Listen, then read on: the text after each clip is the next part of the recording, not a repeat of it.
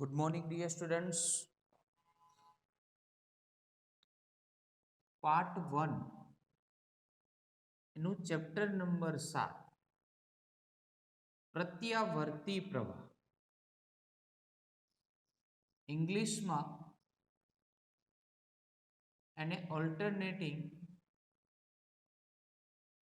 Current કહેવામાં આવે છે. ઓલ્ટરનેટિંગ કરંટ સમય સાથે બદલાતો હોય તેવો વિદ્યુત પ્રવાહ, જેને પ્રત્યાવર્તી પ્રવાહ કહેવામાં આવે છે. અને ઇન્ટ્રોડક્શન સ્ટાર્ટ કરતા પહેલા એક ઇન્સ્ટ્રક્શન કે આ ચેપ્ટરમાં હું જેટલું તમને અહીંયા લખાવું બોર્ડ પર એ જ તમારી નોટ્સ હશે. બરાબર? તમારે બીજું કોઈ એક્સ્ટ્રા મટીરિયલમાંથી કાં તો કોઈ પણ રેફરન્સ બુકમાંથી વાંચવાની જરૂર નથી. ફક્ત આમાંથી જ વાંચશો તો પણ ચાલશે. એવી એક નોટ્સ તમારી બનશે આ ચેપ્ટર. બરાબર? કારણ કે આ ચેપ્ટર આખું મેથેમેટિકલ ટાઈપ છે અને બધી જ વસ્તુઓ આપણે અહીંયા ઈચ એન્ડ એવરીથિંગ દરેક વસ્તુઓ આપણે કરાવીશું તમને. બરાબર? તો સ્ટાર્ટ કરીએ. Alternating current. પહેલો પ્રશ્ન તમને આપેલો છે.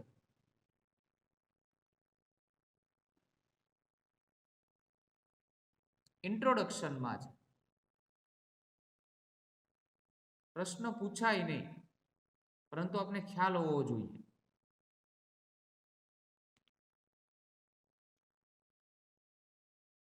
ઇન્ટ્રોડક્શનમાં તમને ફર્સ્ટ ક્વેશ્ચન આપેલો છે કે એસી સિગ્નલ અને ડીસી સિગ્નલ એટલે શું?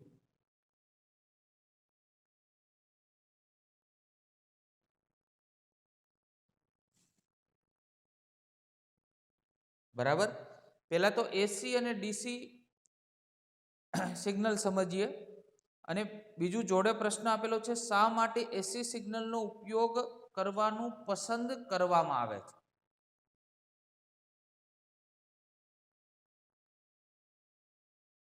એસી સિગ્નલ પસંદ કરાય છે. આ ક્વેશ્ચન. એનું સોલ્યુશન. વ્યવહારમાં જો કે તમે આ બંને વર્ડ સાંભળેલા હશે. બંનેનું પહેલા તો ડ્રોઈંગ્સ બનાવીએ આપણે. એસી સિગ્નલ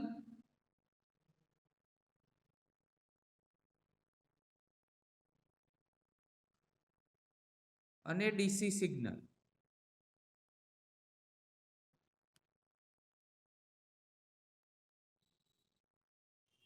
પેલા તો સિગ્નલ વર્ડ આવે. સિગ્નલ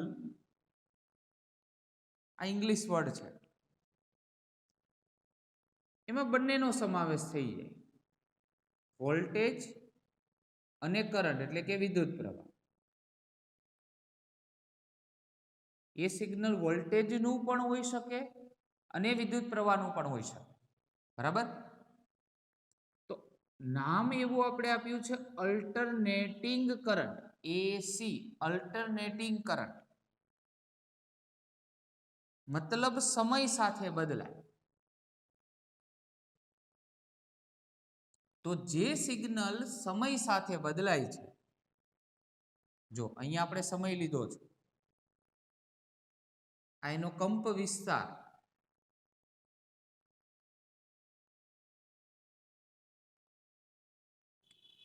અહીંયા તમે જાણો છો આ 0. ધારો કે હું વોલ્ટેજ મેં લીધું છે. આ વોલ્ટેજ એટલે કે V નું સિગ્નલ લીધું છે વોલ્ટેજનું. તો અહીંયા એનો મહત્તમ કંપ વિસ્તાર સપોઝ 5 વોલ્ટ છે. તો એનો ન્યૂનતમ કંપ વિસ્તાર, ન્યૂનતમ એટલે આમ તો મહત્તમ જ કહેવાય, ન્યૂનતમ આમ તો વર્ડ યુઝ ના કરાય, મહત્તમ જ કંપ વિસ્તાર પણ આનાથી વિરુદ્ધ દિશામાં -5 વોલ્ટ. બરાબર? તમારા નોલેજ માટે. બરાબર?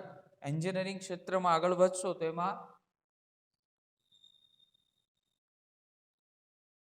આવા સિગ્નલ છે એના વિશેનો ડિટેલમાં અભ્યાસ આવશે, જેમાં પીક ટુ પીક સિગ્નલ કહેવાય. આનું પીક ટુ પીક વેલ્યુ કેટલી થાય તો 5 અને 5 10 થાય ટોટલ. એનું એમ્પ્લિટ્યુડ 10 થાય, એનો કંપ વિસ્તાર 10 થાય, પીક ટુ પીક કહેવાય. બરાબર. ઓલ્ટરનેટિંગ સમય સાથે જે બદલાય એને એસી કહેવાય. હવે સમય સાથે અફર રહે એટલે ફરે નહીં, ચેન્જ ના થાય, એ શું કહેવાય? ડીસી. હવે ડીસી હંમેશા આપને આ રીતે સમજાવવામાં આવે છે. આ પણ રાઈટ જ છે. બરાબર, કે જો સમય બદલાય, સમય આગળ વધે છે, પરંતુ એનું જે એમ્પ્લિટ્યુડ છે, આ ધારો કે 5 વોલ્ટ અહીંયા બી આપણે લઈએ તો 5 વોલ્ટ બદલાતા જ નથી, તો આ ડીસી કહેવાય. તો જે સમય સાથે બદલાય એ એસી, અને સમય સાથે ના બદલાય એ ડીસી. ક્લિયર? અહીંયા લખી દઈએ આના પોઈન્ટમાં, સમય સાથે બદલાય અને ડીસી જે છે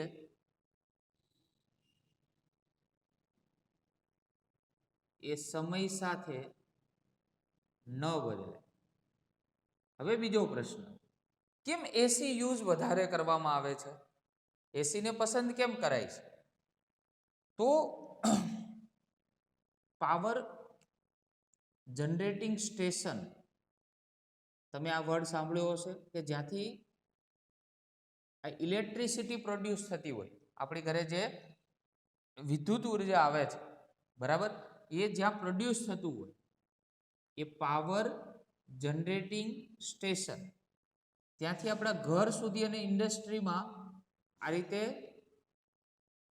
પાવરનું ડિસ્ટ્રીબ્યુશન થતું હોય. બરાબર.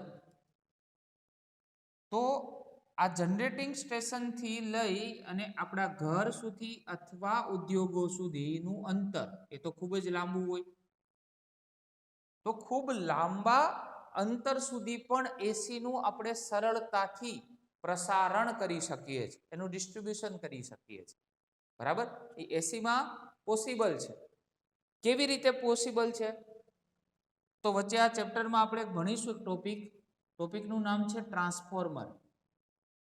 અહીંયા ટ્રાન્સફોર્મર મૂકી દેવામાં આવે વચ્ચે. તો ટ્રાન્સફોર્મર શું કરે? તો ટ્રાન્સફોર્મર એ વોલ્ટેજને અપ એન્ડ ડાઉન્સ કરે. બરાબર, ટ્રાન્સફોર્મરનું કામ શું? તો ટ્રાન્સફોર્મર દ્વારા વોલ્ટેજને, એસી વોલ્ટેજને, એવું લખીએ આપણે, એસી વોલ્ટેજને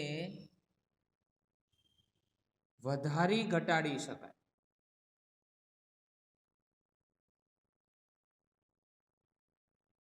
બરાબર. હવે આ તો જનરેટિંગ સ્ટેશન ખૂબ જ દૂર હોય. સપોઝ આપણે એક એક્ઝામ્પલ તમને આપીએ તો મુદ્રા જે પાવર પોર્ટ છે, બરાબર, ત્યાંથી આવું પાવર જનરેશન થાય છે, ઇલેક્ટ્રિસિટી ત્યાંથી પ્રોડ્યુસ થાય છે. હવે એ આપણે છેક મુદ્રા એટલે કે ઉપર આપણે ઉત્તર ગુજરાત સાઈડ છે, બરાબર. હવે એને આપણે જો વલસાડ ડિસ્ટ્રિક્ટની અંદર ડિસ્ટ્રીબ્યુટ કરવું છે તો એકદમ ડિસ્ટન્સ કેટલું બધું થઈ જાય. બરાબર, તો આવું ડિસ્ટ્રીબ્યુશન તમારે જો કરવું છે વોલ્ટેજનું, તો ટ્રાન્સફોર્મર એક એવી વસ્તુ છે કે વોલ્ટેજને તમારે વધારવો તો વધારી બી શકાય અને ઘટાડવો છે તો તમે ઘટાડી બી શકો. બરાબર, તો ટ્રાન્સફોર્મર દ્વારા, અને પાછું ટ્રાન્સફોર્મર છે એ ફક્ત એસીને જ લાગુ પાડી શકાય, ડીસી માટે લાગુ નથી પડતું, યાદ રાખજો ખાસ. બરાબર, એ એસીમાં જ શક્ય છે, એટલા માટે એસી સિગ્નલને વધારે પસંદ કરાય છે, ડીસી માટે લાગુ નથી પડતું. બરાબર, કારણ કે આમાં ઓલ્ટરનેટિંગ છે ને આમાં એક જ પ્રકારનો રહે છે, ફિક્સ્ડ. બરાબર. હવે તમારી ઇન્ફોર્મેશન માટે, જે રીતે મેં તમને વાત કરી એ પ્રમાણે ડીસી સિગ્નલ છે ને હંમેશા આ રીતે દર્શાવી આપણે દેતા હોઈએ છીએ અને સમજી લેતા હોય કે ડીસી આવું જ હોય. પરંતુ ડીસી બીજા કઈ પ્રકારે હોઈ શકે? બરાબર. એની બી તમને થોડી એક્સ્ટ્રા ઇન્ફોર્મેશન આપું. ચેપ્ટર 14 માં આપણે ફૂલ વેવ રેક્ટિફાયર ભણ્યા, પૂર્ણ તરંગ રેક્ટિફાયર. એનું આઉટપુટ તમે જોયું હશે. ઇનપુટ તો એસી હતું, એનું આઉટપુટ કંઈક આ પ્રકારનું.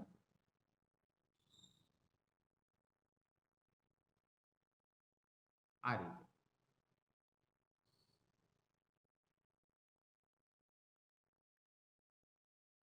પેલા ડાયોડ D1, પછી D2 ચાલુ થતો હતો, ફરી પાછો D1 ડાયોડ ચાલુ થાય. તો આનું એમ્પ્લિટ્યુડ જો બધાનું એક સમાન રહે. ખ્યાલ આવે છે? આને સપોઝ આપણે +5 વોલ્ટ લઈએ તો +5 વોલ્ટ બધા માટે બેટા કેવું રહે? એક સમાન રહે, બદલાય નહીં. તો આ પણ ડીસી જ કહેવાય. એક દિશ, ડીસી નું મિનિંગ શું થાય? ડાયરેક્ટ કરંટ એક દિશ, એક જ દિશામાં, એક જ બાજુએ. બીજી બાજુએ ઓલ્ટરનેટિંગ ન થાય, એટલે ઉપર જાય પાછું નીચે ના આવે. એને શું કહેવામાં આવે? ડીસી કહેવામાં આવે છે. તમારા નોલેજ માટે છે ફક્ત આ ડાયાગ્રામ, બરાબર. બાકી તો મેન તમે આ ડાયાગ્રામ ડ્રો કરી શકો. ચલો બીજા પ્રશ્ન તરફ જઈએ.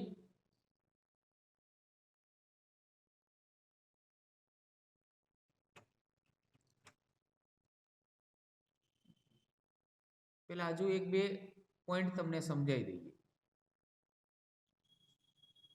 આજે એસી આપણે વાત કરીએ છીએ, મેં વાત કરી એસી, આપણે સિગ્નલ એવો શબ્દ વાપરીશું તો એમાં વોલ્ટેજ અને વિદ્યુત પ્રવાહ બંને આવશે, બરાબર. તો એસી વોલ્ટેજની જો તમારે વ્યાખ્યા આપવી હોય તો તમે કઈ રીતે આપી શકો? એસી વોલ્ટેજની વ્યાખ્યા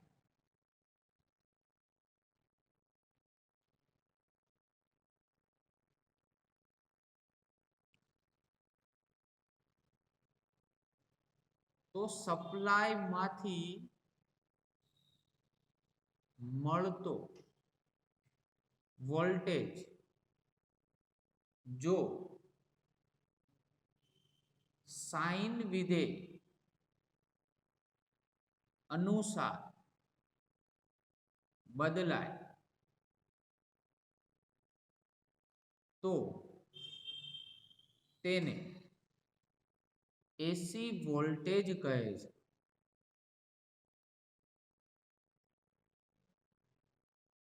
સાઇન વિધેય અનુસાર, તો એનો મતલબ એનું સૂત્ર આવું થશે: વી વોલ્ટેજ બરાબર વોલ્ટેજનું મહત્તમ મૂલ્ય, અને એ સાઇન વિધેય અનુસાર બદલાય છે.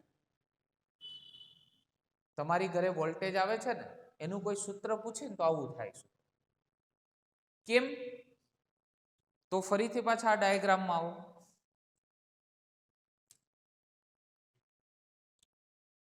અને સૂત્રને સાથે રાખીએ.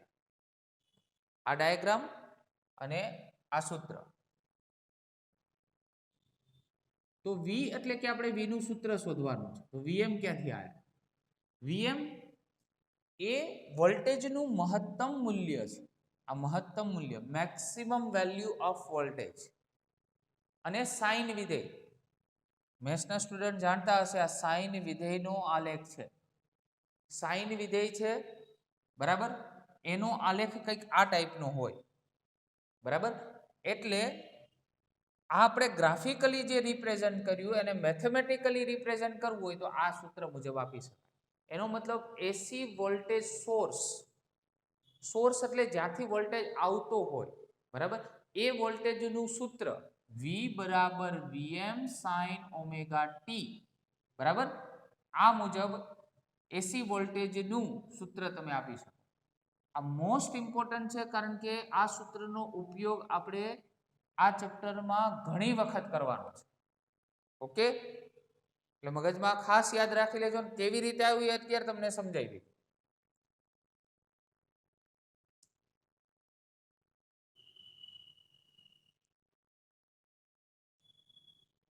એ જ રીતે જો તમને એસી વિદ્યુત પ્રવાહ પૂછવામાં આવે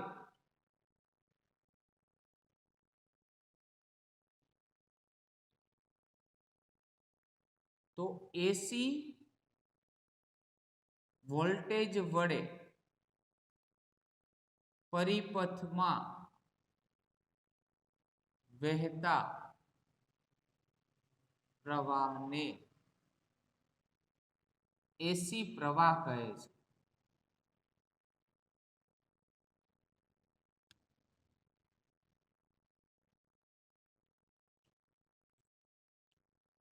ક્લિયર?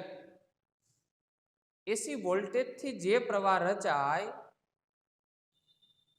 એને એસી વિદ્યુત પ્રવાહ કહેવાય, ઓલ્ટરનેટિંગ કરંટ. ડન? હવે લાગુ પાડીએ. હવે આ ચેપ્ટરનો આખો તમને કન્સેપ્ટ સમજાવી દો કે આખો ચેપ્ટરની અંદર આપણે શું ભણવાની એની સમરી. સોરી. તો આવો જે એસી વોલ્ટેજ છે એ જુદા જુદા પેસિવ કમ્પોનન્ટ છે ને લાગુ પાડવા.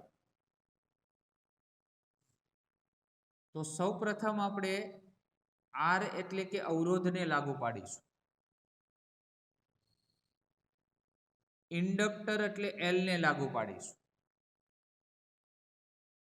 કેપેસિટર એટલે સી ને લાગુ પાડીશું. પછી આર એલ અને સી ને લાગુ પાડીશું. કોમ્બિનેશન પણ લઈ શકાય. આર એલ ને લાગુ પાડી શકાય, એલસી ને લાગુ પાડી શકાય. બરાબર? એવી રીતે કોમ્બિનેશન પણ લઈ શકાય. તો સૌપ્રથમ આર ને, એલ ને, સી ને અને આર એલ સી ત્રણેયને જોઈન્ટ કરીને પણ લાગુ પાડીશું. બરાબર? તો મેન આ ચેપ્ટરનો કન્સેપ્ટ આ છે. એમાં સ્ટાર્ટ આપણે કરીએ પહેલા પ્રશ્નથી. પ્રશ્ન તમને આ રીતે આપેલો છે, અવરોધને લાગુ પાડેલ એસી વોલ્ટેજની સમજૂતી આપો. અવરોધ એટલે આ અવરોધને લાગુ પાડેલ એસી વોલ્ટેજની સમજૂતી આપો. બરાબર? અને સેકન્ડ તમને એમાં આપ્યું છે જરૂરી આલેખથી સમજાવો. આપણે લખી દઈએ એનો આલેખ દોરો. ચાલો, એસી અને ડીસી ની માહિતી મેળવી લીધી. ડીસી શબ્દ છે તો ક્યારે આ ચેપ્ટરમાં આપણે યુઝ નથી કરવાના. એસી નો જ યુઝ આવશે. બરાબર?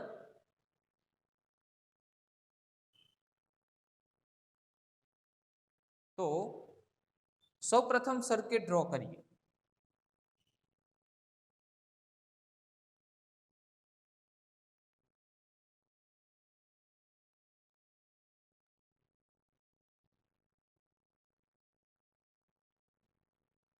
આ સિમ્બોલ છે અવરોધનો, આ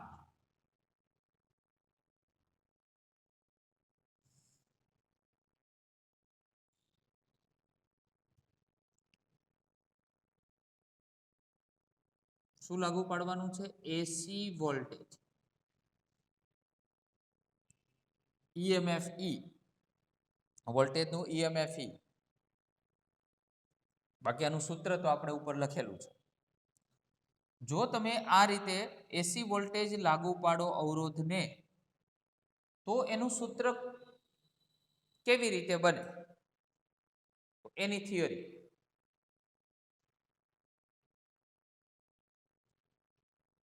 તો આકૃતિમાં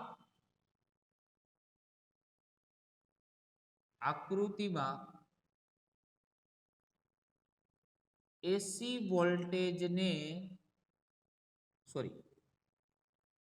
અવરોધ આર ને એસી વોલ્ટેજ લાગુ પાડેલ છે.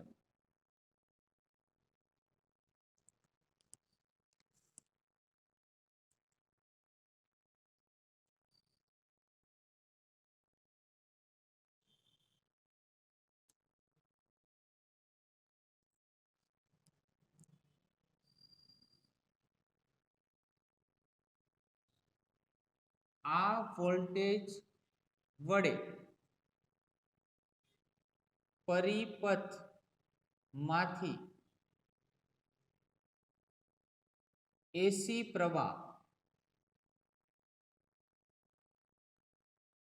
I નું નિર્માણ થાય છે. વોલ્ટેજ લાગુ પાડો અને અવરોધ હોય તો ઓહમનો નિયમ એવું કહે છે કે તમે વોલ્ટેજ લાગુ પાડો અને અવરોધ હોય એટલે એમાંથી વિદ્યુત પ્રવાહનું વહન થાય. બરાબર? તો આપણી પાસે જે એસી વોલ્ટેજ જે છે એનું સૂત્ર લઈએ તો V is equal to Vm sin omega t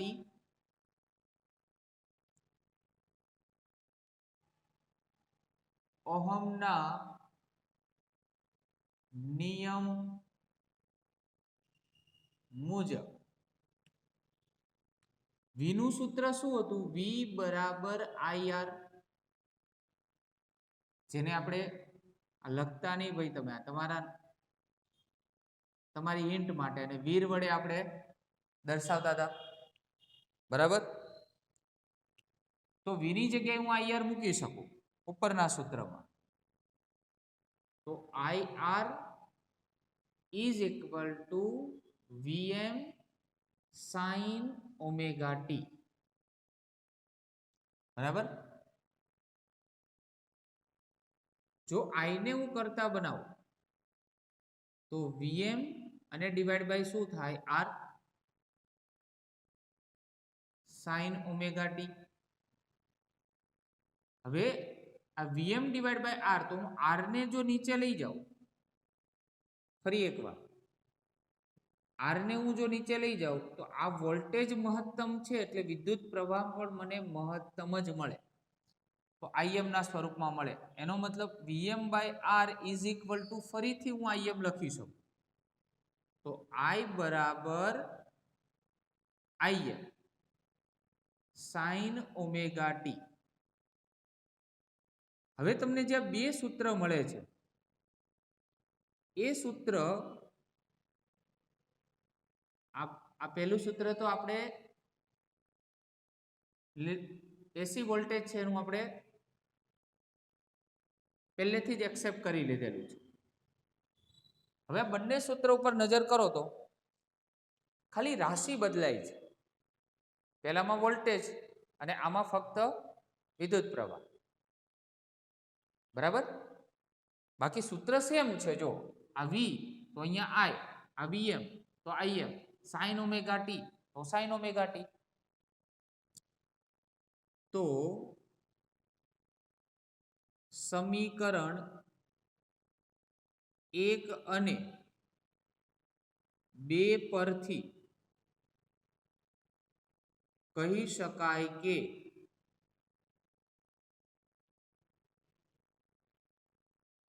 બંને રાશિઓ, ખાસ ધ્યાન રાખજો, સમાન કળામાં છે.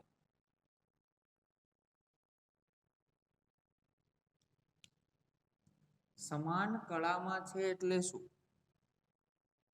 એનો અહીંયા ઓમેગા ટી પછીનો જે એંગલ છે, બંને સમય સાથે તો જો બદલાય જ છે. બરાબર? પરંતુ બંનેની કળા એક સમાન છે. આ કળા છે બંનેની કેવી છે? એક સમાન. તો એનો તમારે આલેખ દોરવો હોય, તો કઈ રીતે ડ્રો કરી શકાય? તો અહીંયા તમારે જો આ કળા કઈ છે? આપણે ઓમેગા ટી. તો અહીંયા સૌપ્રથમ તમારે ઓમેગા ટી ડ્રો કરવાનું, કારણ કે આ સમય સાથે બદલાય છે. ખાસ ધ્યાન રાખજો, કારણ કે આનો યુઝ આપણે આવા સિગ્નલનો આપણે આ ગ્રાફનો પણ યુઝ ઘણી વખત કરવાનો છે. ચલો અહીંયાથી સ્ટાર્ટ કરવાનું, મેક્સિમમ પીકમાં જવાનું, પાછું નીચે જવાનું, પાછું આ રીતે ઓલ્ટરનેટિંગ. આપણે જે V માટે દોર્યો હોય, આ કોના માટેનો છે? V માટે વોલ્ટેજ. પરંતુ વિદ્યુત પ્રવાહ પણ એને જ ફોલો કરે છે, એટલે કહેવાય સમાન કળામાં છે. સમાન કળા એટલે એને ફોલો કરે.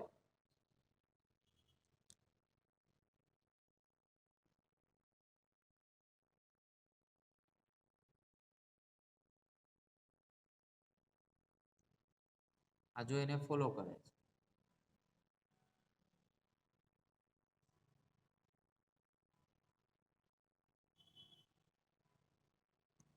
ઘણા વિદ્યાર્થીઓ મેં જોયું છે આ રીતે બનાવતા. અલા ભાઈ આ પહાડ થોડો છે, આ સિગ્નલ છે, બરાબર? એટલે અહીંયા થોડું આ રીતનું ગોળ આવવું જોઈએ. આવી રીતે પહાડ નથી બનાવવાના, બરાબર?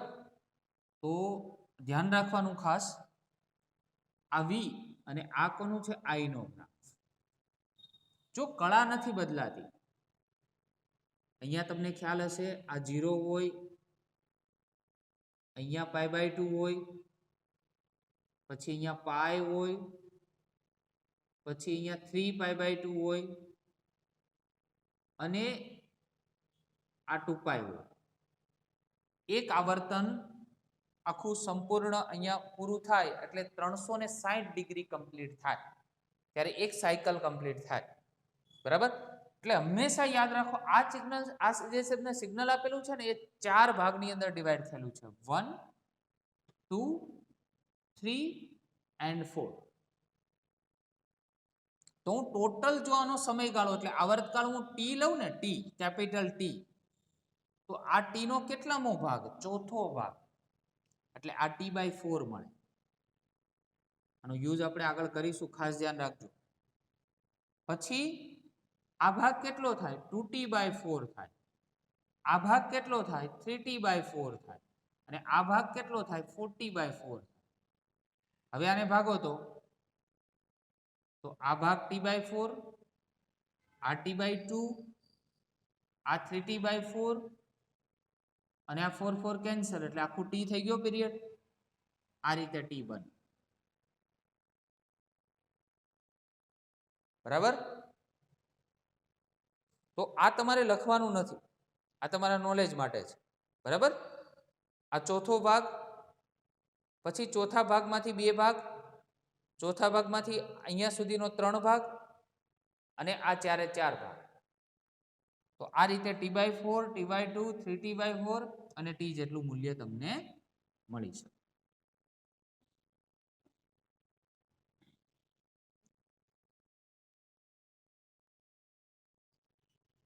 તો એક કન્ક્લુઝન આવ્યું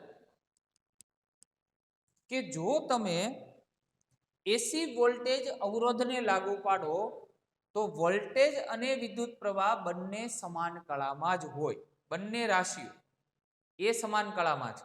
બંને રાશિઓ કઈ કઈ? વોલ્ટેજ અને વિદ્યુત પ્રવાહ એ બંને સમાન કળામાં હોય. આ એક કન્ક્લુઝન આવ્યું, બરાબર? જે આપણે પ્રૂફ કરીને બી બતાવ્યું અહીંયાથી, બરાબર? ખ્યાલ આવ્યો? તો આજે આપણે ચેપ્ટર નંબર 7 એનું ઇન્ટ્રોડક્શન પાર્ટ અને એની પહેલી થિયરી અવરોધને લાગુ પાડેલ એસી વોલ્ટેજ એના વિશેની આપણે ચર્ચા કરી. Okay, thank you very much.